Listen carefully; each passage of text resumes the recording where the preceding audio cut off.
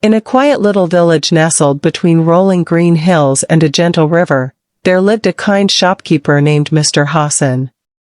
His small grocery shop stood at the center of the village, with wooden shelves filled with simple things: rice, flour, tea, fresh bread, and a few sweets for the children. Mr. Hassan was not rich. In fact, he often struggled to pay his own bills. Some days, he had to choose between buying new stock for the shop or feeding his own family. But even on the hardest days, his smile never faded, and his heart remained open to everyone who walked through his door. One cold winter morning, a young mother named Fatima entered the shop with her two small children clinging to her worn coat. Her face was tired, her eyes heavy with worry. She placed a few coins on the counter and asked for a small bag of rice and some lentils, just enough to make a simple meal. Mr. Hassan looked at the coins, then at the children shivering beside her. He knew Fatima's husband had fallen ill and could no longer work in the fields. Times were hard for them. Without a word, Mr. Hassan packed the rice and lentils, then quietly added a loaf of fresh bread, a small packet of tea, and even a handful of sweets for the children. "This is for you," he said softly. "No need to pay for the extra." Fatima's eyes filled with tears. She tried to protest, but Mr. Hassan gently shook his head. "We are all neighbors here," he said. "One day, when things are better, you can help someone else. That's all I ask." Fatima thanked him from the bottom of her heart and left the shop with warmth in her hands and hope in her soul. Later that same day, Fatima passed the village bakery. She saw old Mrs. Amina struggling to carry a heavy basket of firewood home. Mrs. Amina was a widow who lived alone, and the winter cold made her bones ache.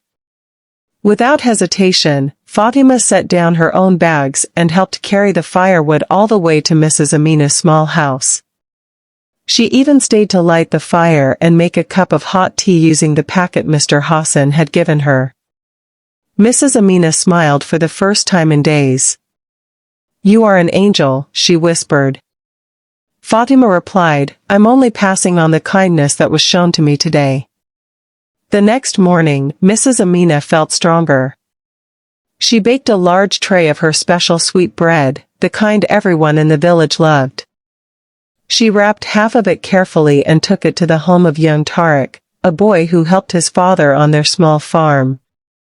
Tariq's father had injured his hand and could not harvest the crops alone. The work was falling behind, and the family was worried about the coming season. Mrs. Amina gave them the bread and then stayed to help Tariq gather the ripe vegetables from their field.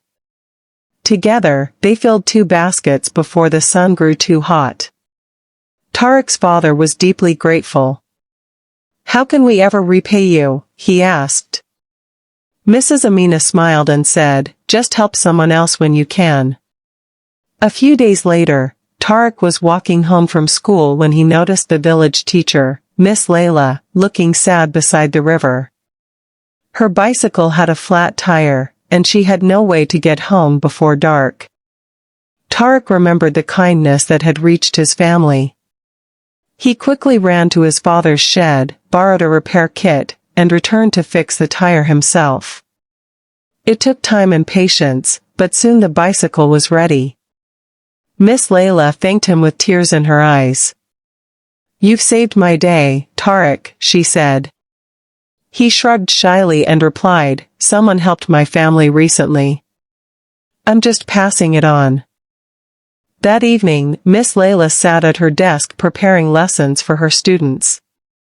She thought about Tariq's kindness and decided to do something special. The next day in class, she noticed little Sarah, a quiet girl whose family had little money for school supplies. Sarah often came without pencils or notebooks. Miss Layla quietly placed a new set of colored pencils, a notebook, and a beautiful storybook on Sarah's desk. "These are for you," she whispered. "Keep drawing your wonderful pictures." Sarah's face lit up like sunshine. For the first time, she felt seen and valued. Over the following weeks, the chain of kindness continued to grow, quiet and gentle, like ripples spreading across the village river. Sarah used her new pencils to draw a beautiful picture of flowers and gave it to the village postman, Mr. Karim, who always delivered letters with a smile even on rainy days. Mr. Karim, touched by the gift, helped an elderly neighbor repair his leaking roof when a storm came. The neighbor then shared his fresh honey with a family whose child was sick.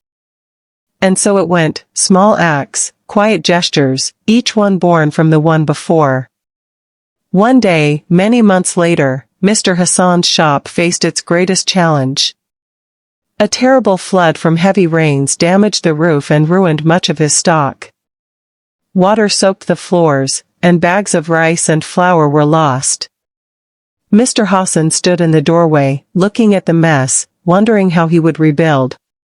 He had so little money left. That evening, as he sat quietly with his head in his hands, he heard footsteps.